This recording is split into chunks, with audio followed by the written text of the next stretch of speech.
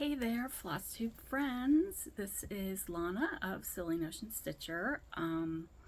Doing a few FLOSSTUBE recordings to sort of catch up. And I have one just about finished item here. So this is my channel about cross stitch primarily, but I do throw in some sewing topics, and I do some sewing and quilting, and I make some bags.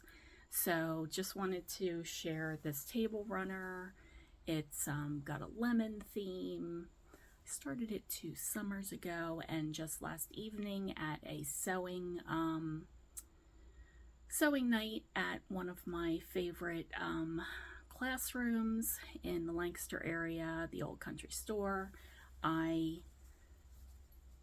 finally got the binding on, and it is nearly done. I thought I would actually sew the binding on by machine, but that was not quite working out the best, so I am going to hand sew that. So just a quick little finish there, and I'll show you another finish that's hitting the finishing table this weekend.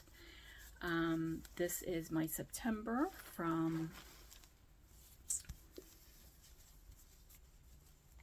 Cottage Needleworks from the Sampler of the Month series, calendar sampler of the month. I could never remember the name of that series, but this is September. So very excited that this one is actually finished before September rolls around again, and I can maybe actually have that displayed for September. Since it is August, this one is on the docket and is definitely getting finished.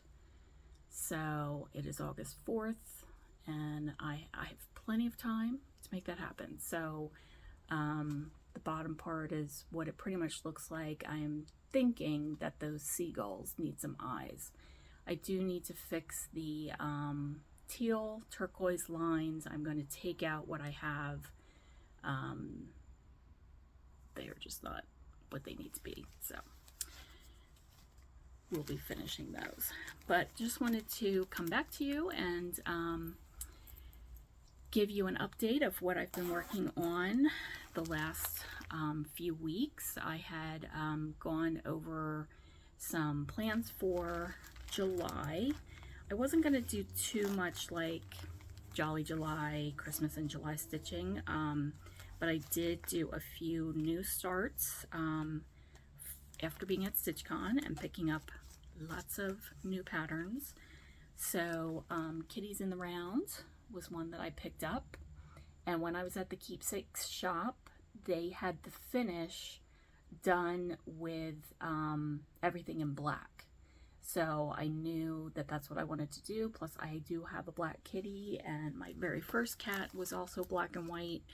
So I'm like, yeah, I will do that.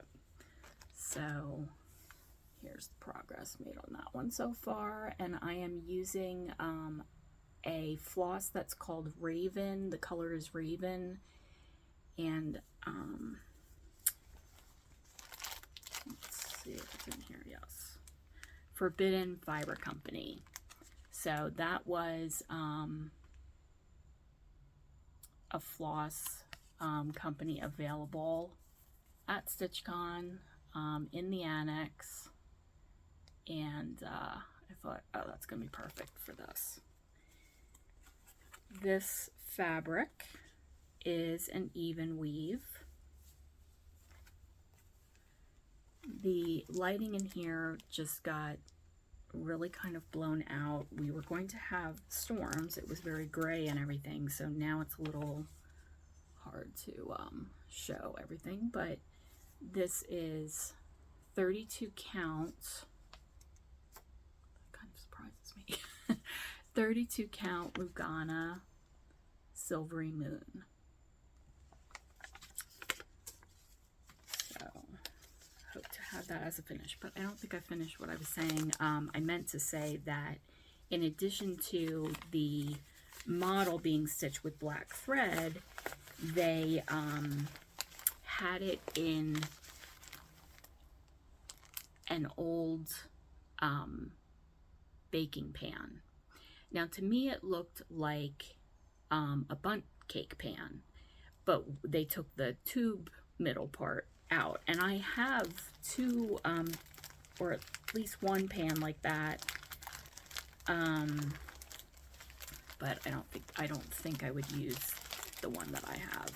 I do have like an old style cake pan that's more like the flat type. It might work in there. I don't know that I have to have it finished quite that way, but it was just more the striking use of the black floss that I liked. These arrived. I think I ordered these during Amazon Prime, and they are just so adorable. I had every intention of starting one of these during the month of July, but it was getting a little crazy with my starts. So, you know, when I get a Mill Hill kit like this, it's so different in terms of I'm so used to full skeins of floss and following the numbers of those skeins. So then when you get this and the colors are just, I'm showing, I don't know, it's just a little bit of a different process. So it takes a little bit more thinking for me. And by the time I'm actually like ready in the evening to sit down and start something, that part of it, I don't want to be bothered with. So it's probably like a better, like Sunday afternoon type of start. Okay, so I'm just going to take a little time to put this away. And I have this in my kitty project bag that I made. Oh, with a cute needle minder that someone gave me at StitchCon. I just love those like modern mid-century kitties in their cute chairs. Adorable. All right, and then this is very exciting.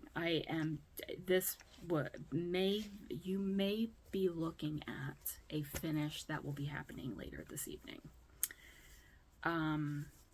This is my Happy Camper stitch. So I just have to fill in that tire with white tonight. I could cheat and not do it, but I did fill in the window and I filled in the door, those windows, so I will complete it. The chart has Happy Camper written at the bottom. Not gonna do it. It doesn't really need it, but I loved how the back stitching turned out. Oh my gosh, I was sort of dreading it, but it really didn't take too much of my time. Like I was able to do that and other stitching that same evening. However, I am just remembering. Part of the cuteness about this is that where those little green flecks are, they are supposed to be little leaves, and on top of that are supposed to be French knots using the bright pink color, or actually I think it uses the red color, and in the bright pink ribbon there in the middle is supposed to be white polka dot French knots. Now, when I was a kid, I did French knots. I did them on some embroidery pattern. Of course, it was with yarn, and it seemed, I did it. I know I did it. Now I have such a hard time, so I need to just watch a few videos again, get my technique down, and get going on those, because I think it does need that. So I guess it's not gonna maybe be finished tonight. We shall see. The next thing is, I don't know exactly how I want to finish it. It seems like, you know, it would be cute in a frame, and this is probably a size that I could find a frame that I already have type of thing. If anyone has seen anything that is RV looking structurally, like from Hobby Lobby or something, has an idea. I know that there's a lot of like those flat tin design things out right now that you hang up and stuff. Like that really tells you a lot. Open to your ideas. So, but it's very exciting that that's finished. I'm looking for, I did a quilted block. It was a Lori Holt block, and I think you can also cross stitch it. It's in one of her card series, but she has a little RV, and it's pretty much like a Shasta shape like this. And I did a quilt block that I keep up here in my office area, but it's not right in my reach. But that's what this reminds me of. And for that quilt block, I can just, it has binding around it, and I can just clip it to a board.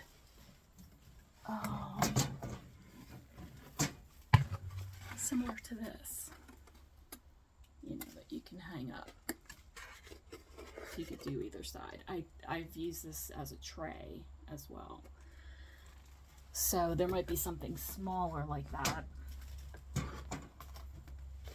for my RV. So that is very exciting, because this has been in the making for about 2 years now. Time to get her done. And this is in another project bag that I made. Cute sewing notions. And then I worked more on my Sue Hillis Designs summer treats bicycle. I think that's what it's called. Yes, summer treats. And this is her Joy in the Journey series, where she's going to have a number of bicycles, and she already has a bunch of them out, but more are to come. There is going to be a Halloween one, if it's not out already. So I feel like I've made some decent progress on this, and this is probably my first official Lugana even weave that I've wholeheartedly stuck with. I have been an Aida stitcher, and I really like over-dyed Aidas because they're very soft. I stitch in hand, and so I find that to be easy. Trying to show a little bit of like hot pink action. It reminds me of cotton candy, and so felt like that went well with this. This is also probably like my first cross stitch pattern that uses the shading of the DMC colors. And so I did a mix in my choices of colors. I did a mix with some anchors because Anchor and DMC were on sale at Joann's over the 4th of July. And of course the anchors are a little bit cheaper. So it's been interesting because there's so much shading. It's using the wording terms for DMC: coral, very dark coral, light coral, and the list of colors is pretty long. So I sort of, just start, and then I get to a section and I'm like, oh, medium coral. Well, which coral is that in my grouping in my kit? So this is how I roll. I am not quite an exacting type of cross stitcher, so this is my little baggie right now of my threads. Like, does this remind you of like Laura Duet or anything? This is probably worse than Laura. So yeah, but it's all fine. It's all good. What I probably should do, and in fact this isn't even all threads, that's part of the problem. So I was so eager to get it started, and then I didn't pull all of them, and I also don't know if I have all of them. I did try to buy most of what I needed during that Joann sale, but I'll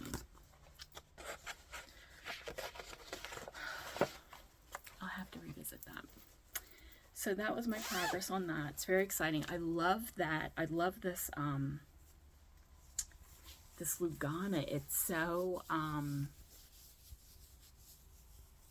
it has like a feel like it might have rayon in it or something, so it's very smooth, and the needle just glides through there.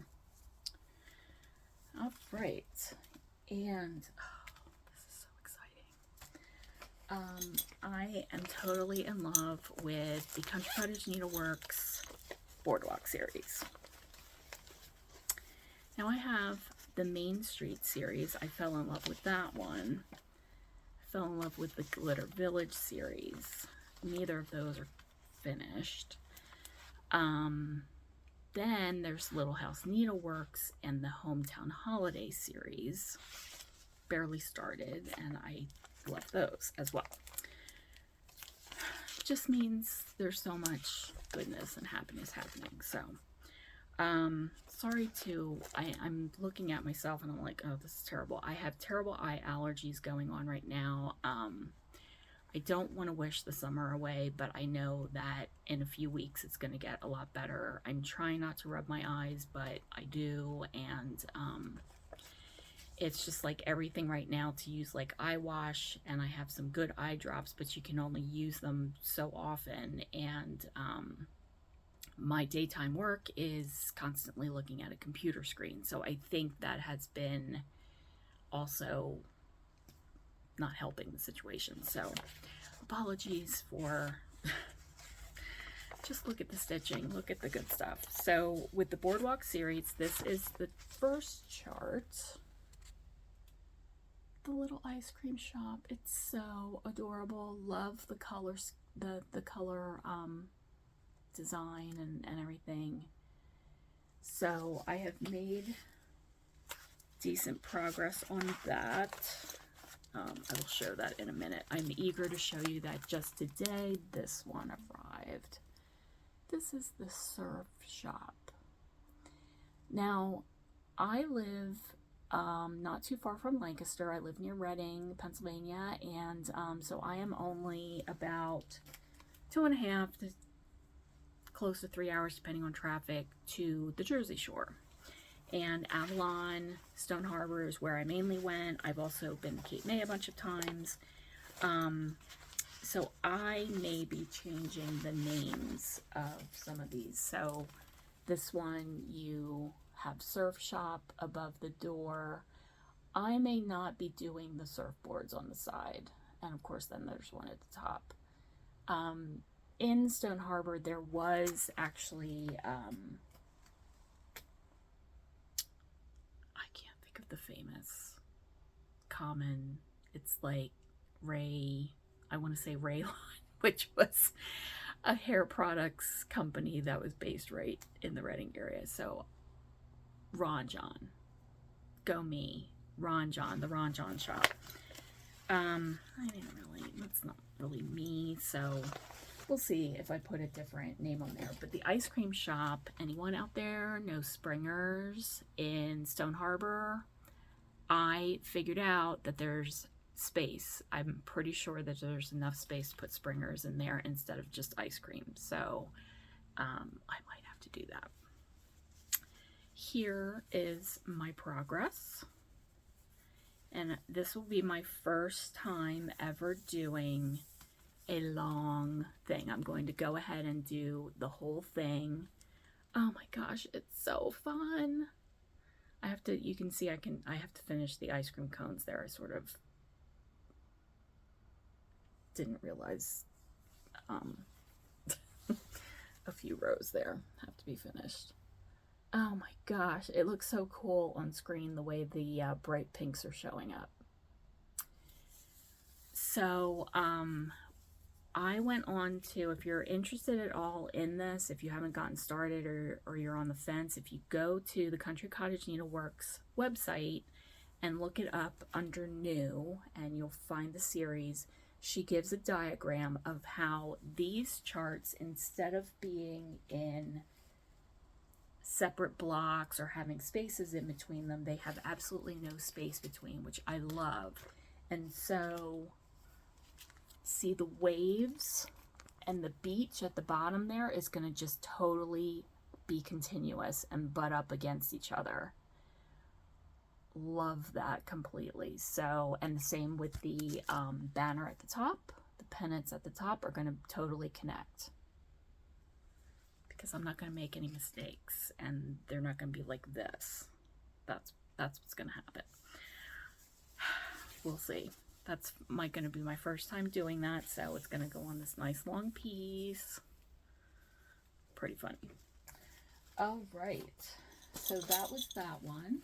And the Christmas in July, I did jump in because I really do want to have a few ornaments from JBW. I want to have a few ornaments finished.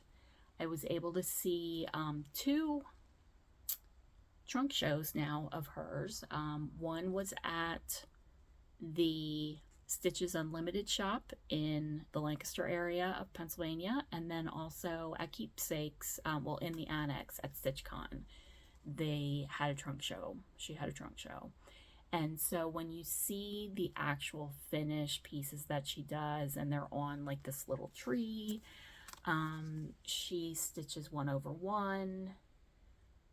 I really was like, okay, I have to do this. And one of the women at Keepsakes was so cool to talk to. I'm not sure if that was Susan. I think it was. And she's like, you can do 1/1. And I said, but I stitch in hand. I don't use a hoop. And she's like, well, you need to use a hoop. I don't know that I'm going to use the hoop. But, and then my friend Kathleen of Snickerdoodle Stitch continues to recommend to her viewers, if you want to stitch over 1, go view the video. Totally going to forget her name now. Oh my gosh. Jean Farish. And I think the video is number 15, if I have that number right. But she does a very good video, evidently, of 1/1. I definitely need to go see that and give that a whirl. So I decided to work on a wreath. Let's see if I can just pick it out here. I don't know how big that's going to look. It's going to be that little one down there. It's not showing up very clearly. And so I had an extra piece of even weave that this is just like a Charles Craft or, you know, from purchased like at Michael's or something. And I thought, well, there's going to be green and red in this. So I got out a green tea bag and a tea bag that had rose hips in it, or hibiscus. And I used Lori Holt's method. I just got the tea bags really hot, and I didn't dunk the whole thing. I probably should have done that so that the whole thing would have had a little bit of a color. But I just thought I was just playing around. And so I took the tea bags and just rubbed them on the fabric. And you can see how that looks, sort of like I was painting with the tea bags. And then picked a spot that I thought, okay, maybe this will look all right. So I'm liking it so far. We'll see. I just am using colors from Stash. I think when you crop in on it really small and finish it, it's going to be really cute. And then, of course, it's going to have a red bow in there. So I've heard people talk about how quick these ornaments work up, and I concur that that's what's happening for me. Here's my lovely colors I've done. So this is, I've decided to go with 304 red. It sort of fell out of my floss box when I was looking for some. This one, uh-oh, the tag just fell on the floor. This green is 911. And the other green I can't reach. It's got like a 4-digit number, so I think it's like a 38 something. Don't you love like a willy-nilly floss tuber? My mom laughs after she watches them because she's like, not quite sure what this color is or whatever. Evidently that's what I'm doing. It's all fine. So wanted to get your opinions.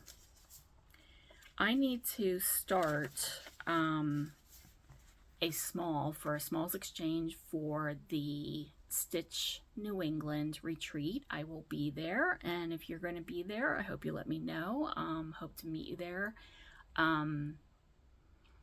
So I want to do the smalls exchange. I have not started anything for that, and I sort of thought, well, this will give me a chance to work on something fallish probably, because I'm not really ready to start fall for myself. But I have this Lizzie Kate. I almost gave this away at the Stitch Con. I have never stitched any of these. So I'm sort of thinking of just, now in this picture they're showing all of those things together. I was sort of thinking about that little wagon and the harvest word. Or maybe the little wagon and thankful together. Of course, that's too large for just being with the wagon. But would you like that wagon if you got it as a small? Just curious. The other option I have is that last summer I did a class that was with Erica Michaels, with Linda from Erica Michaels, and she did an exclusive for us, and it is Thanksgiving. It was a Thanksgiving strawberry pattern. So within that, I think there's at least 2 options. So you have the strawberry, and then there was something else. And so I might do that and do it a little bit bigger and do like a long pillow, dough bowl type pillow that's for Thanksgiving, because I think we probably all as stitchers like want to do more for that holiday, but it gets short shrifted, as we say, and so that might be kind of nice. So that's really all I have for today's floss tube. I have a lot of finishing to get to, so hopefully I'll have more FFOs to show. And this guy will be done. I am intending on binding this and entering some local fairs. I think I'll put this in. I do have a quilt that I'm thinking of putting in. It's totally machine quilted and appliqued. And a cross stitch. I'm thinking of maybe that September cross stitch. It's probably not my best option, but of course it has to be something that was finished in the past year. The other option I have is a little Santa dough bowl pillow, and it has like a little red actual Santa hat on the side. I've shown that in other floss tubes, so you would be able to find that. Probably, I think it's in my very first floss tube. So that's what I have for you today. Thank you for tuning in, and I thank you for sticking with the video and coming back if you're returning. Hope you like what you see, and please like and subscribe, and I really appreciate it. And you can hit the bell to get notified. All right, happy stitching, everybody. Bye-bye.